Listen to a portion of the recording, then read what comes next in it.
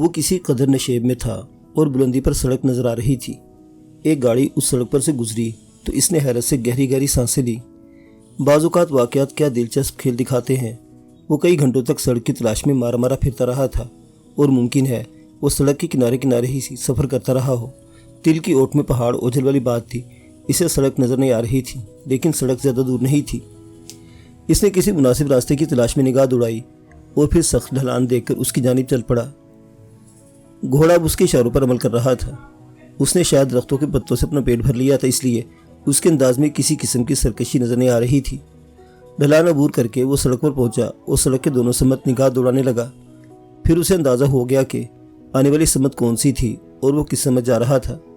चुनांचे उसने घोड़े का रुख उस समत फेर दिया। तकरीबन 3 मील का फासला तय करना पड़ा था उसे। वो असल जगह से 3 मील दूर निकल आया था। 3 मील का फासला तय करने के बाद उसने एक और दिलचस्प मंजर देखा। उसकी कार बदस्तूर खड़ी हुई थी और उसके नज़दीक एक और कार आकर खड़ी हुई थी। न जाने ये किसकी कार है, उसने सोचा। उसके हाथ बेख्तियार होलिस्टर पर चले गए। पिस्तौल मौजूद था, लेकिन उसके जहन में किसी किस्म का कोई खौफ नहीं था। वो घोड़े को तेज़ रफ्तारी से दौड़ाता हुआ कार के नज़दीक पहुंच गया। शायद ये घोड़े के कदमों ही की आवाज़ें थी जिनकी वजह से तौनी ने कार की खिड़की से गर्दन निकालकर बाहर देखा। इसके अक़ब में एक और गर्दन बाहर निकल आई थी और ये गर्दन किसी लड़की की थी। शिरान ने गहरी सांस ली। ये जलील तौनी बड़ा ही सख्त जान है। वो लोग जो शिरान की मौत के ख्वाह थे उसे छोड़कर चले गए थे, या फिर इस कमबख्त ने खुद ही अपनी जान बचाने की कोशिश की होगी। लेकिन ये लड़की कौन है? शिरान सोचता हुआ बिलाखिर कार के नज़दीक पहुंच गया और घोड़े से उतर गया। इसी दौरान तौनी इस लड़की के साथ नीचे उतर आया था। बूटे से कद की खूबसूरत सी लड़की थी जिसके होंठों पर बड़ी दिलकश मुस्कुराहट फैली हुई थी। वो मुस्कुराती निगाहों से शिरान को देख रही थी और तौनी मुंह फाड़े हैरत से खड़ा था। जिंदा हो तुम? शिरान ने स्पार्टेजे में कहा। हाँ चीफ, तुम्हारे बगैर मर भी नहीं सकता, तौनी ने जवाब दिया। बकवास बंद करो, तुम इंतहाई खुद गर्ज और जलील किस्म के इंसान हो। ठीक है बॉस, तौनी के बारे में आपके जो तासुरात हैं वो आपने बयान कर दिए, लेकिन तौनी वो नहीं जो आप समझ रहे हैं। ये कौन है? शिरान ने लड़की की जानिब इशारा करके कहा। ओह मिस्टर शिरान, मैं सिडना हूँ, लड़की ने खुद ही जवाब दिया। मेरे को दूर की अजीज़ लगती हो? शिरान ने सवाल किया और लड़की हैरत से उसे देखने लगी। मैं नहीं समझी। मेरा नाम कैसे जानती हो? मैंने बताया है चीफ, तौनी जल्दी से बोला। क्यों? शिरान घुर्राया। वो चीफ, मिस सिडना हमारी इतनी मददगार साबित हुई है कि आप तसव्वुर भी नहीं कर सकते। ये देखिए, गाड़ी के दोनों टायर दुरुस्त हैं, तौनी ने आगे बढ़कर कहा और शिरान ने चौंक कर गाड़ी के पिछले टायर देखे। दोनों टायर ठीक थे। क्या मतलब? इसने भारी लहजे में सवाल किया।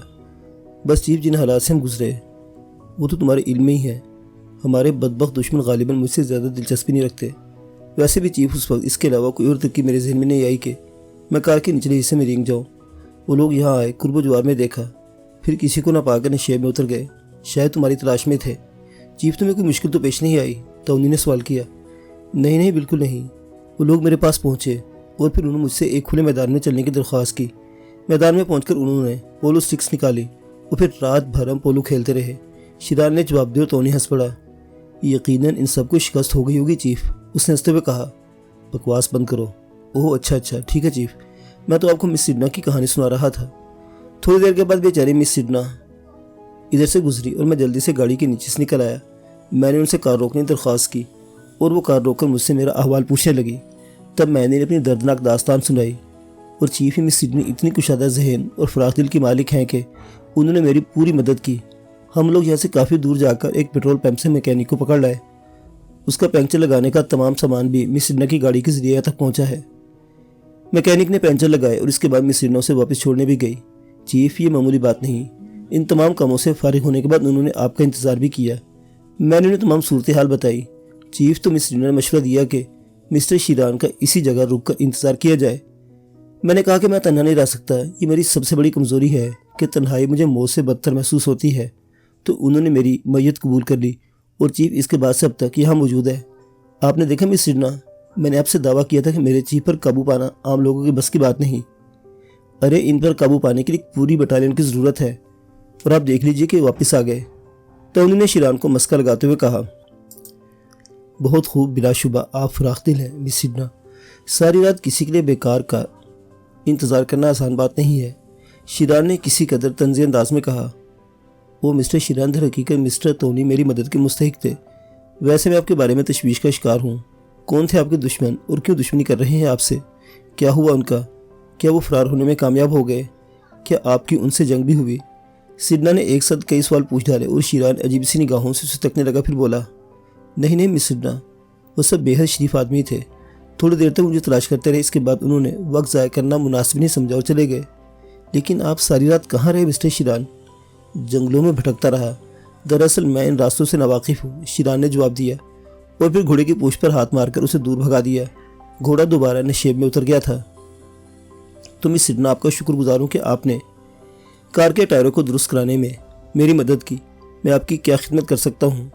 बस कुछ नहीं, हम दोस्त बन गए हैं तो हमें कभी कभी मिलते रहना चाहिए, सिडना ने जवाब दिया। यकीनन। आपका काम कहाँ है? शीरान ने पूछा।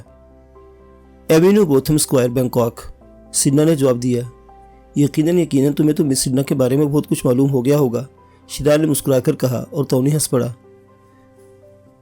सिडना अपनी कार में जा बैठी। उसने कार स्टार्ट की और इन लोगों को अलविदा कहती हुई चली गई। शीरान के चेहरे पर गौर फिक्र के आसार थे।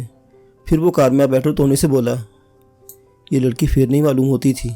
वो नहीं चीफ, ऐसी कोई बात नहीं, टोनी इसकी जिम्मेदारी कबूल करता है। बड़े एतमाद से कह रहे हो?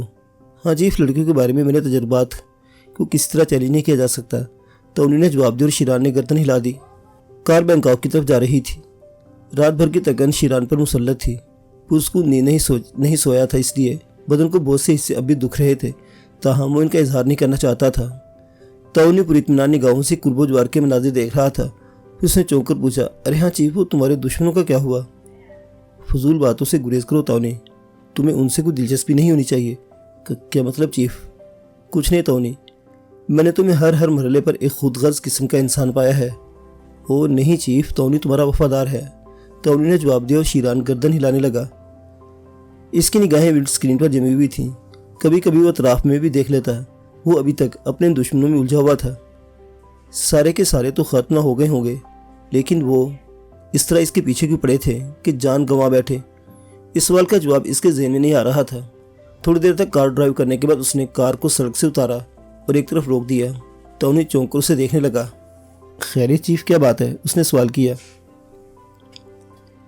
लेकिन शीरान ने उसे कोई जवाब न दिया। वो दरवाज़ा खोलकर नीचे उतरा और सड़क के नशेब में चल पड़ा। कार एक घने दरख्त के नीचे खड़ी थी। शीरान नशेब में पहुंचकर एक दरख्त की आड़ में हो गया। उसे पेशाब की हाजत हुई थी, लेकिन अभी एक लम्हा भी नहीं हुआ था कि कान फाड़ने वाला एक खौफनाक धमाका हुआ और शीरान उछलकर गिरते गिरते बचा। उसने दरख्त के तने का सहारा लिया था। धमाका सड़क की समती हुआ था। वे इख्तियार उसकी निगाहें अपनी कार की जानिब उठ गई और दूसरे लम्हे इसका चेहरा धुआं हो गया। कार बुरी तरह तबाह हो गई थी। इसके दरवाजे खिड़कियाँ उछल उछल कर दूर जा पड़े थे और इंजन का हिस्सा बिल्कुल तबाह हो गया था। छत उड़ गई थी। यकीनी तौर पर अब टोनी की ज़िंदगी का कोई तस्वुर भी नहीं किया जा सकता था। शीरान ने पिस्तौल हाथ में ले लिया और इधर उधर देखने लगा। इसकी आंखों में एक एक लम्हे के लिए जुनून के आसार उभर आए थे। चंद लम्हात वो इधर उधर देखता रहा और उसके बाद वापस कार की तरफ दौड़ा। कार का अगला हिस्सा जल रहा था, लेकिन शीरान को रुक जाना पड़ा। एक और धमाका हुआ। पेट्रोल की टैंकी फटी थी। आग के शोले दूर दूर तक बिखर गए थे और शीरान ने आंखें बंद करके गर्दन झटकी। बेचारे टोनी का इंजाम हो गया था। वो एक लम्हे के लिए अफसोस से सोचने लगा। टोनी ने बहर तौर कांगू में इसके साथ बेहतर सलूक किया था। दूसरी बात है कि वो इस वक्त अब तक इसके पीछे लगा हुआ था और शीरान को इसकी शख्सियत में कोई ख़ास कश नजर नहीं आ रही थी। बहर तौर ये हकीकत है कि शीरान का सच्चा साथी था और इस तरह कुछ ऐसे वाक़यात भी हुए जो शीरान को हमेशा याद रहे। कार बुरी तरह जलकर तबाह हो गई थी। शीरान को यकीन हो गया था कि यह तबाही किसी बम का नतीजा थी। मुमकिन है टाइम बम हो, और टाइम बम के तस्वुर के साथ इसके ज़हन में सिडना उभर आई। एक लम्हे के लिए उसके ज़हन में नफरत का शदीद तूफान उठा। टोनी खुद ही अपनी हरकतों का शिकार हुआ है। लड़कियों को देखकर इस कदर पागल नहीं होना चाहिए। शीरान के दुश्मन चारों तरफ बिखरे हुए हैं और हर लम्हा ये कोशिश कर रहे हैं कि शीरान को हलाक कर दिया जाए। इन हालात में अपने साय से भी मुहतात रहना ज़रूरी है। सिडना यकीनन बात के हालात कंट्रोल करने के लिए आई होगी। शीरान को अंदाज़ा लगाने में दिक्कत न हुई कि उसके दुश्मन उसकी जानिब से खौफजदा भी हैं और ये भरोसा नहीं रखते कि उनकी कोशिश शीरान को हलाक कर देगी। चुनांचे उन्होंने पे दर पे के जाल बिछा रखे थे। एक समय तो वो घोड़े पर सवार शीरान के ताक़ुब में थे। उन्होंने कार का टायर फाड़े, शीरान पर गोलियों की बारिश की, लेकिन शीरान बच गया तो वो उसके ताक़ुब में चल पड़े। इसके बाद सिडना आई। यकीनी तौर पर इस ड्रामे का इंजाम देखने आई होगी, लेकिन यहाँ से सूरत हाल मुख्तलिफ मिली। तो उसने तौनी के साथ ताउन का ढोंग रचाया। यकीनी तौर पर टाइम बम उस मैकेनिक ने या खुद सिन्हा ने कार के बोनट में रखा होगा और ये टाइम बम एक मखसूस वक्त पर फट गया। ये सिर्फ इत्तेफाक ही था और शीरान को इस इत्तेफाक पर शदीद हैरत थी कि टाइम बम के फटने के वक्त में नीचे उतर गया। गालिबन अभी इसकी ज़िंदगी का इख्तिताम करीब नहीं था। कुछ और वाक़यात भी इसकी ज़िंदगी से मुंसलिक होने थे, लेकिन तौनी का ड्राप सीन हो गया था। कार के नज़दीक पहुंचकर उसने तौनी की लाश को तलाश किया। यकीनन अब तक जलकर वो राख हो चुकी होगी। इधर उधर देखा, कार का जो हशर हुआ था वो काबिल दीद था, लेकिन तौनी की लाश। दूसरे लम्हे इसके कानों में एक आवाज़ उभरी, अजीज़ आका खादिम यहाँ मौजूद है। शीरान बुरी तरह उछल पड़ा। इसने इधर उधर देखा, तौनी कुर्बो जवार पे कहीं मौजूद नहीं था। बाईं समत देखो बास, तौनी ने कहा और शीरान की गर्दन बाईं समत मुड़ गई। नहीं नहीं, दाएं समत रुख करो, दूसरी आवाज़ सुनाई दी और शीरान की गर्दन बेइख्तियार दाएं समत घूम गई। उफ़ो, मेरी मुराद है कि बास अपने अक़ब में देखो, तौनी ने कहा और शीरान अक़ब में घूम गया। फिर इसके जहन में झुंझुलाहट बेदार हो गई। कहाँ मर रहे हो तुम? ओह, फिर चीफ, इधर उधर देखकर वक्त ज़ाया करने से क्या फ़ायदा, बेहतर यह है कि आसमान की बुलंदियों की जानिब देखो, तौनी ने कहा और शीरान की गर्दन बेइख्तियार ऊपर उठ गई। फिर उसने दरख्त पर जो मंजर देखा उसे देखकर इसके हलक से बेसाख्ता कहकहा आज़ाद हो गया। तौनी एक दरख्त की नुकीली शाख में लटका हुआ था। दरख्त की नुकीली शाख इसकी कमीज़ के पिछले हिस्से में फंस गई थी और उसके कॉलर से बाहर निकल आई थी। तौनी के चारों हाथ पांव आज़ाद थे, लेकिन वो इस आज़ादी से कोई फ़ायदा नहीं उठा सकता था और बड़े इत्मीनान से दरख्त की इस शाख से लटका हुआ झूल रहा था। चीफ, इसने अफसुर्दा लहजे में कहा, मेरी ये कमीज़ मेरे इस नाथुआ बदन को ज़्यादा अरसे तक मुतहम्मिल नहीं हो सकती, और अगर मैं इस शाख से नीचे गिरा तो तुमने उन छिपकलियों का हशर देखा होगा जो छत से टपकती हैं और इनके हाथ पांव बेकार हो जाते हैं। नहीं तौनी, वो छिपकलियाँ तो अपने बचाव की सलाहियतें रखती हैं, तुम कौन से बदतर हो। मुमकिन है ऐसा हो, लेकिन क्या तुम मेरी कोई मदद नहीं करोगे? उसूलन तो तुम्हारी मदद नहीं करनी चाहिए तौनी, तुम इस काबिल ही नहीं हो। पूछ सकता हूँ चीफ कि क्यों? इस क्यों का जवाब तुम मुझसे मांग रहे हो तौनी? अव्वल तो तुम्हें जिंदा नहीं बचना चाहिए था, न जाने तुम कौन सी मिट्टी के बने हुए हो। मैं सोच रहा था कि अब तुम्हारे अज़ा अतराफ से समेटना पड़ेंगे और इनकी गठरी बांध कर बैंकॉक ले जाऊंगा ताकि इन्हें किसी गंदे गड़े में फेंका जा सके, लेकिन तुम अभी भी जिंदा हो। अब यह मजबूरी है चीफ के मैं छत फाड़ कर निकल आया। वैसे तुम बिल्कुल इत्मीनान रखो, तुम्हें मेरी पूंछ और सर के पिछले हिस्से पर जख्मों के कुछ निशानात मिलेंगे। तुम नहीं देख रहे चीफ के ज़मीन पर मेरे खून की बूंदें टपक रही हैं। सूरत हाल बड़ी अजीब है, मुझे खुद भी अपने बच जाने का यकीन नहीं। अगर तुम मेरी आवाज़ न सुन रहे होते और तुम्हें इतनी आसानी से ना देख रहा होता तो मैं ये समझता कि मैं मर चुका हूँ। बराह करम मुझे उतारो चीफ, ये कॉलर है ना, ये मेरी गर्दन में बुरी तरह घुस रहा है।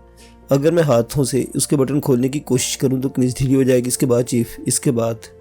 तौनी ने आंखें बंद कर ली और शीरान को हंसी आ गई। बहरतौर इस मरदूद का जिंदा बच जाना एक मौजज़ा ही था। अब इसे उतारने का मसला दरपेश था। चुनांचे शीरान ने जूते उतारे और दरख्त के तने पर हाथ जमाकर ऊपर चढ़ने लगा। चंद लम्हात के बाद वो दरख्त की बुलंद शाख पर था। फिर आहिस्ता आहिस्ता वो इस शाख की जड़ तक पहुंचा और इसकी मजबूती का अंदाज़ा करने लगा। शाख काफ़ी मजबूत थी। ये दो शाखा था जिसमें तौनी फंसा हुआ था। चुनांचे शीरान दोनों तरफ पाँव लटकाकर हाथों के जरिए आगे बढ़ते हुए तौनी के करीब पहुंचा। उसने एक हाथ से ऊपर वाली शाख को पकड़ा और दूसरे हाथ से तौनी को पीछे से आगे धकेलने लगा। अरे चीफ, मजबूती से पकड़ लो वरना मैं शाख से निकलते ही नीचे जा पड़ूंगा, तौनी ने कहा। लेकिन शीरान ने कोई जवाब न दिया। उसने तौनी की बेल्ट में हाथ डाला और फिर उसने अपनी शानदार जिस्मानी कुव्वत से काम लेकर तौनी को उस शाख की ग्रिप से आज़ाद करा लिया और उसकी बेल्ट अपने पंजे में फंसाए उसे धकेलते हुए पीछे ले आया और फिर उसने तौनी को एक शाख पर बिठा दिया। अब नीचे उतरना तुम्हारा काम है। मैं माफ़ी चाहता हूँ चीफ, खुदा की मेरी मदद करो, मैं नीचे नहीं उतर सकता। क्या मतलब? मुझे दरख्त पर चढ़ना भी आता नहीं और उतरना भी नहीं आता, तो फिर इसके अलावा मैं और कुछ नहीं कर सकता कि तुम्हारे नीचे फेंक दूँ। और नहीं चीफ, ऐसी बात मत करो, मेरा हार्ट फेल भी हो सकता है। तौनी खिंचाया। शीरान एक लम्बे के लिए सोचता रहा। फिर उसने दोबारा हाथ बढ़ाकर तौनी की बेल्ट पकड़ी और दरख्त की शाखों के सबसे निचले हिस्से में आ गया।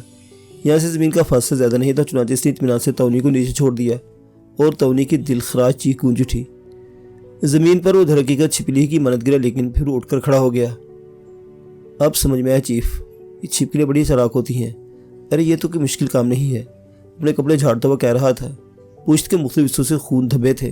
सर की अकबी समत भी मुतासर हुई थी, लेकिन गहरी चोट उसे नहीं आई थी। और शीरान के लिए बात हैरत अंगेज़ थी।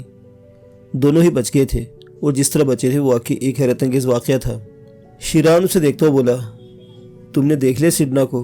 क्या मतलब, कहाँ है वो? तोनी घूम फिर कर चारों तरफ देखने लगा, लेकिन शिरान उसकी गुद्दी में हाथ डाल दिया। अरे रे चीफ, जख्म है। तोनी एक बार फिर चीख पड़ा। जख्म है आका, रहम करो। सिडना को तलाश कर रहे हो? आप ही ने तो कहा था चीफ। मेरा मतलब है, तुम्हारा जो मतलब है वो तुम्हारी खोपड़ी से बिल्कुल बाहर की चीज़ मालूम होती है। क्या अब भी तुम्हारे जहन में ये बात नहीं है कि सिडना कौन थी? क्या मतलब? तोनी ने मुतहय्यराना अंदाज में पलकें झपकाई। ये टाइम बम किसने रखा था कार में? शिरान बोला। कार में टाइम बम? तोनी बदस्तूर हैरतज़दा था। तो तुम्हारा क्या ख्याल है कि क्या कार ने कोई मजाक किया है? शिरान गुस्सीले लहजे में बोला। नहीं चीफ, मेरा मतलब है टाइम बम। हाँ, कार में टाइम बम रखा गया था और यकीनन ये काम सिडना या उस मैकेनिक के अलावा और किसी का नहीं हो सकता। जरा मुझे तफसील बताओ। तफसील क्या बताओ चीफ? बस मैंने इससे दरख्वास्त की, उसने बताया कि कुछ दुश्मनों ने हमारी कार के दोनों टायर फाड़ दिए हैं और मेरे एक साथी कार का ताकुब करते हुए यहाँ से रफूचक्कर हो गए हैं। मेरी मदद करो। और सिडना मुझे उस मैकेनिक के पास ले गई। कहाँ ले गई थी? कैंपिंग के हिस्से में वो मैकेनिक मौजूद था। क्या कोई बाकायदा ऑटो गैराज था? नहीं चीफ, ऑटो गैराज नहीं था, बल्कि वो एक खैमे में मुकीम था। सिडना ने कहा कि वो एक ऐसे आदमी को जानती है जो कार के टायर दुरुस्त कर देगा। फिर वो शख्स हमारे साथ ही आ गया था। सिडना ने बाद में से अच्छी खासी रकम और टिप देकर रवाना किया था। वो उसने रकम भी अपने पास ही से दी थी? शिरान ने पूछा। हाँ चीफ, दरअसल मैं समझा था। तोनी के चेहरे पर एक शर्मिंदी मुस्कुराहट फैल गई। क्या समझे तुम? यही चीफ की मुझ पर आशिक हो गई है, तोनी ने कहा और शिरान का उल्टा हाथ इसके मुंह पर पड़ा। तोनी बुरी तरह चीख पड़ा। अरे ये क्या चीफ? बकवास बंद करो, तुम बिल्कुल गधे हो, शिरान घुटराई आवाज़ में कहा। मुमकिन है चीफ ऐसा हो, लेकिन अब क्या करेंगे हम? मैं कुछ नहीं जानता। तुम इसी वक्त मुझसे दूर हो जाओ। मैं तुम्हारा वजूद एक लम्हा भी बर्दाश्त नहीं कर सकता, शिरान घुराते हुए लहजे में बोला। और चीफ फ़ायदा भी क्या? तोनी से तो गलती हो ही चुकी है, अब उसे इतनी बड़ी सज़ा भी मत दो। सज़ा तो मुझे मिल गई चीफ, दरख्त की शाख से लटका रहा हूँ, बस यूँ समझ लो बाल बाल बच गया। यह भी हैरत अंगेज़ बात है कि मेरा कोई ज़ख्म ख़तरनाक नहीं, लेकिन तुम यकीन करो चीफ, बदन के मुख्तलिफ हिस्सों में सोजिश हो रही है। तोनी, जो मैं कह रहा हूँ वही करो। मैं अब तुम्हारा वजूद एक लम्हे के लिए बर्दाश्त नहीं कर सकता। और चीफ, मैं तुमसे 50 गज दूर हो जाता हूँ, लेकिन इससे ज़्यादा, तोनी बेहयाई से कहा। शिरान ने कोई जवाब न दिया। इसके ज़हन में एक बार फिर झुंझुलाहट उभर आई थी। बैंकॉक जाने का ख्याल, अब क्या रास्ता इख्तियार किया जाए? वहाँ तक पहुँचने के लिए खासी दर्द-ए-सर मोल लेना पड़ेगी। इसके अलावा और कोई चाराकार नहीं था कि पैदल इस सड़क से आगे बढ़ा जाए। अगर पीछे से कोई आने वाली गाड़ी जो बैंकॉक जा रही हो लिफ्ट दे दे तो फिर बैंकॉक तक सफ़र कुछ आसान हो जाएगा, वरना पैदल चलते रहो जब तक बदन में जान है। इसके बाद आराम से बैठ जाओ। चंद लम्हा तक शिरान तरद्दुद का शिकार रहा, फिर उसकी निगाह तोनी की जानिब उठी और एक मुंतकिमाना ख्याल उसके दिमाग में उभर आया। इस कम वक्त कोई पैदल चलाया जाए, सारी अक्लमंदी धरी रह जाएगी। और फिर अपने ख्याल से मुत्तफिक हो गया। तोनी, उसने सर्द लहजे में तोनी को पुकारा। अजीज़ आका। तोनी गर्दन खम करके बोला। मेरा ख्याल है हम बैंकॉक पैदल चलेंगे। हाय चीफ, तोनी के लिए इससे बड़ी सज़ा और क्या हो सकती है? ताहम मैं कुछ भी नहीं कह सकता। चलो, तोनी ने कराहती आवाज़ में कहा और शिरान ने कदम आगे बढ़ा दिए। तोनी से चंद कदम पीछे चल रहा था। शिरान की रफ्तार खासी तेज़ थी और तोनी को अपने छोटे छोटे जख्मों के बावजूद इसका साथ देना पड़ रहा था। शायद उस बात का मुंतज़िर था कि शिरान उसके बहते हुए जख्मों को देखेगा, अपने तौर पर इसकी मरहम पट्टी भी करेगा या कम अज़ कम पट्टियाँ ही कस देगा। लेकिन शिरान इस मिट्टी का बना हुआ नहीं था जिसमें इस किस्म की अहमकाना हमदर्दियाँ शामिल होती हैं। और फिर तोनी से तो इसे वैसे ही खार था। तोनी ही की वजह से ये सब कुछ हुआ था। बाल बाल बच गए थे, वरना कार के साथ इनके परखचे भी उड़ जाते। शिरान इन्हीं ख्यालात में डूबा हुआ सड़क के किनारे किनारे चल रहा था। खौफ व दहशत का उसके करीब से गुजर भी नहीं हुआ था।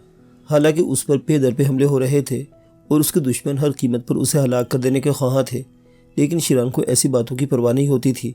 वो बड़े ही मज़े से सफ़र कर रहा था, इस तसव्वुर से बेनियाज के अभी किसी तरफ से इस पर कोई हमला होगा। तकरीबन 1 मील का फासला तय हो चुका था। तोनी के अंदाज से थकन नुमाया थी और इसकी रफ्तार खासी सुस्त हो गई थी। इस दौरान इसके और शिरान के दरमियान फासला भी बढ़ गया था, जिससे कभी कभी तोनी दौड़ लगाकर कम कर लेता था। वो शिरान से अलग भी नहीं रहना चाहता था। जो शिरान के दुश्मन थे वो तोनी के दुश्मन भी थे, क्योंकि तोनी को शिरान के साथ देखा गया था। वैसे उसने सोच लिया था कि बैंकॉक पहुंचने के बाद पहला काम ये करेगा कि कहीं रुपोश हो जाए। इस शख्स का साथ जिसके दिलों में मौत चलती है, मौत को करीब से करीब तक लाने के मुतरादिफ था, और तोनी इन लोगों में से नहीं था जो किसी के लिए मौत को बआसानी कबूल कर लेते। अच्छे वक्त की बात दूसरी थी। शिरान बिलाशुबा एक अच्छा साथी साबित हुआ था। दोस्तों पर बेधड़क दौलत लुटाने वाला ऐश थे तोनी के, लेकिन ये ऐश उसे महंगे पड़ रहे थे। बाहर तौर पर चलते रहे। शायद इत्तेफाकी था कि इस दौरान कोई गाड़ी इनके नज़दीक से नहीं गुजरी। दूर दूर तक सड़क सुनसान थी। दफतन फजा में किसी हेलीकॉप्टर की आवाज़ उभरी और शीरान की निगाहें आसमान की जानिब उठ गई। मुअज़्ज़िज़ सामीन हज़रात, शीरान की ये दास्तान अभी जारी है।